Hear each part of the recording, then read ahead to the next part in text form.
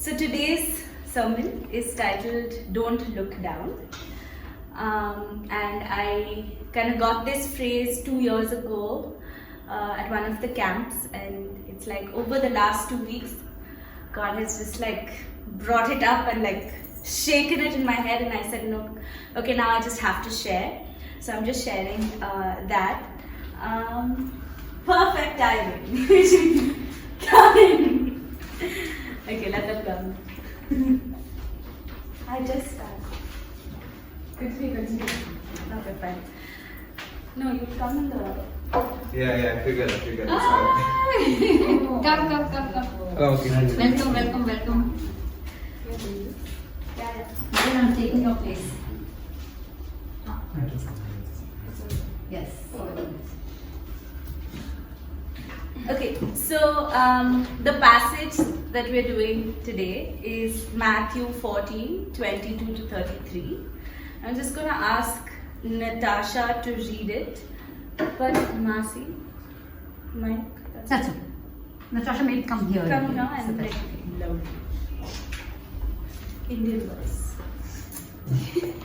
Okay, immediately Jesus made the disciples get into the boat and go on ahead of him to the other side while he dismissed the crowd. After he had dismissed them, he went up on a mountainside by himself to pray.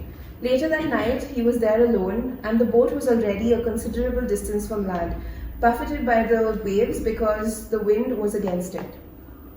Shortly before dawn, Jesus went out to them, walking on the lake. When the disciples saw him walking on the lake, they were terrified. "It's a ghost," they said, and cried out in fear. But Jesus immediately said to them, "Take courage, it is I. Don't be afraid." "Lord, if it's you," Peter replied, "tell me to come to you on the water." "Come," he said. Then Peter got down out of the boat, walked on the water, and came towards Jesus. But when he saw the wind, he was afraid, and beginning to sink, he cried out, "Lord, save me." Immediately Jesus reached out his hand and caught him. "You of little faith," he said, "why did you doubt?" And when they climbed into the boat, the wind died down. Then those who were in the boat worshipped him, saying, "Truly you are the Son of God." Thank you. Okay, before I share, this morning while I was just like sitting with this, I realized that sometimes when I read this story, it's about like, you know how when we were small we were told like Panchatantra and Jataka tales, where there's a talking lion and you know a hare and all of that, and there's a moral of the story. And I was just reminded that this is not fiction, that this is something that happened, and you know it was real. It's as real as it gets. And so just to remind us of that before I start, you know, just sharing that it's not so much as don't tell lies like that, a moral. It's more about how can I live this. So yeah, just to give you that perspective. So to give you context of this passage, right before this happened, the miracle of the 5,000, the feeding of the 5,000 took place, right? And we know that Jesus took 5 loaves and 2 fish and multiplied it, and more than 5,000 people ate. And now the verse says, immediately Jesus made the disciples get into the boat and go on the other side. And so we see that if you look in the Gospel of John, we see that Jesus sends them immediately because there was a crowd, and the crowd wanted to make him king. And Jesus didn't want any of that. And so he sent the disciples, he was like, okay, you all go away. And then he dismissed the crowd later. And so after he dismissed the crowd, he withdrew and went to spend time with his Father in prayer. And if you think about why he did that, we see so many times that Jesus, you know, goes because he just needs to kind of recharge and just like realign, focus on God. And but we see that earlier in the chapter, he wanted to do that because John the Baptist, his cousin, was beheaded. And so he wanted that time apart. But then the crowds came and he was just moved with compassion, and so he healed, and he didn't get that time. So after he dismissed the crowds, he goes away to pray. Now I'm just reading verse 24, which says, and the boat was already a considerable distance from land, buffeted by the waves, because the wind was against it. So the boat was a distance, okay? It's not shallow, not knee length. This was a miracle, no question, okay? And the word buffet, the dictionary meaning of it is to batter, to pound, to strike or lash. Okay, so this is the boat, there's like happening, and the disciples are struggling to row. These are fishermen, okay? This is their job and they are finding it hard, okay? So they are struggling to row, and we see that here the cause of the struggle is the wind. It says the wind was against it, okay? So in some sense, I guess the wind is kind of the enemy. And so Jesus is praying, and right before dawn, okay, dawn is right before sunrise kind of, and so right before dawn it's kind of dark, so he can't see. And I was just thinking, like, imagine the disciples, like if I was in the boat and this figure standing on the water, like there's nothing below, figure standing on the water, it's dark, I can't make out. So they do the logical thing, they scream ghost. And they're like, oh my gosh, they're terrified.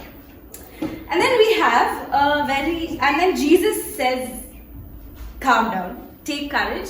He says, take courage, it is I, don't be afraid. And we have heard that do not fear, don't be afraid. 365 times in the Bible it comes, and they say it's for each day. Sometimes I need it 365 into 3 for multiple times a day, because that's how often I feel afraid sometimes. But Jesus is telling them again, do not be afraid. And then the logical thing the disciples did, right? Ghost. Peter, he's a totally different character. He says, Lord, if it's you, tell me to come to you on the water. And we know how the story ends, right? Peter looks down, almost sinks. I'm like, Peter, you were kind of asking for it. Like, you wanted to come out of the water. And then you, are sinking. But it's so, it seems foolish. But there's a reason why he did it. First of all, he recognized Jesus' voice.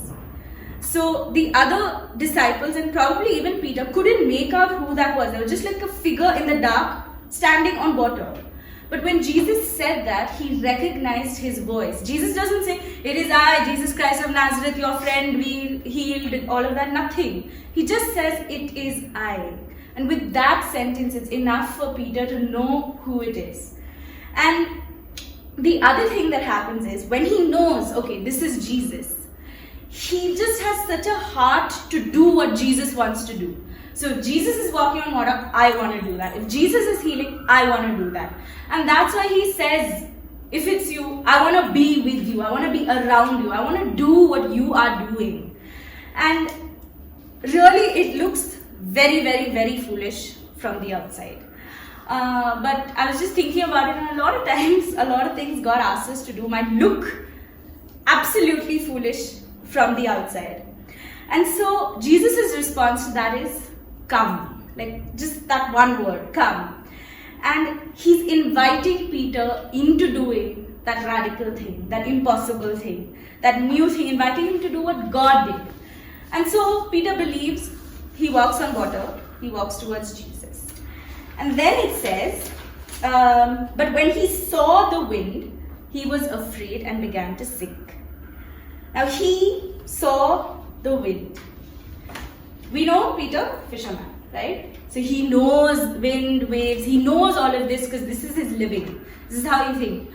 Even when he said, Lord, if it is you, ask me to come, he knew wind, waves, horrible, struggling to row, all of those things he knew.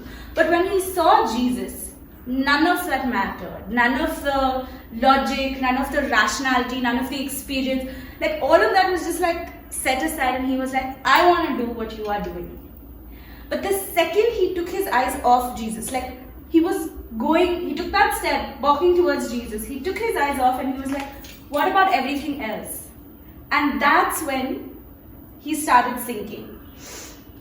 And when he began to sink, he cries, Lord, save me. And so we see that, in this situation, where there is wind, waves, everything, if I remove one thing from this situation, okay, the fear is completely valid. Remove Jesus, and the fear is valid. The fear is even like, it makes sense, it's helpful. But Jesus was there, and that is why there was no reason to fear. Not because of the circumstance by any means. And so when Jesus says help, Jesus' instinct is, he reaches out his hand and says, come. And so I was just thinking, usually when somebody would be like, oh my gosh, I didn't listen, I failed, whatever, they would say, I told you so, why didn't you, da da da da da da da da da. Jesus' instinct is this, come. His instinct is to give a hand and invite him again into what he invited first. And so, yes, he does, after he catches Peter, he pulls Peter up in a sense, he says, you of little faith, why did you doubt? And this is not like, Jesus is like, it's a rhetorical question. Jesus is like, dude, you just saw 5,000 people being fed. You saw people being healed. And like, Jesus is just baffled, like, why did you doubt? And, so Jesus, and the beautiful thing about Jesus' invitation is that when Jesus invites us, there is no expiry date. There is no condition of you have to do it perfectly. There's no that, oh, you fall once, sorry, invitation expired, drown. I don't care. It's just always, that invitation is just open. And that is, I think, just, for me, it's just like, just so reassuring for me. And so it says, the next verse, and when they climbed into the boat, the wind died down. When they climbed into the boat, I cannot imagine Jesus carrying Peter filmy style on the water into the boat. Jesus and Peter walked together. When Jesus extended the invitation the second time, Peter accepted, and he did what he had started doing and got interrupted in the first place. And so they walk. So Peter fails once, gets up and continues, and he walks back to the boat. And when they climbed, so I was thinking, like Peter's drowning. Again, Peter's not drowning in like 6 feet of swimming pool water. This is waves. This is like hell breaking loose, probably water going into his lungs. That's how he's drowning. And Jesus could have instantly said, be still, to the wind and waves. But he didn't. He really wanted Peter to learn something there. And so he just teaches, he stays with Peter through the lesson. And so we see that Jesus wanted Peter to understand that life with Jesus doesn't mean the absence of storms, but his presence in the middle of a storm. And so after Peter learned how to trust, after he walked on water and into the boat, the wind died down. And it says the other disciples worshiped Jesus as the Son of God. So just to kind of consolidate everything, the first thing is that God is not safe or tame. He is not. We try to define him. We try to put him in this little nice box with a bow and say, this is God. He's not. There is no natural boundary that can limit him. Dream big and God will exceed that dream as well. So really, and he calls us to do radical. He calls us to do impossible. And when he does, nothing natural can stand in our way. And that's the second point, is radical invitations have radical consequences. So you think about the consequence of Jesus' invitation. So if say Peter didn't say, if it is you, I want to walk. Peter was afraid and he doesn't recognize Jesus. Just imagine that. Peter and the disciples would have continued to operate from the space of fear, right? All of them would have still been afraid.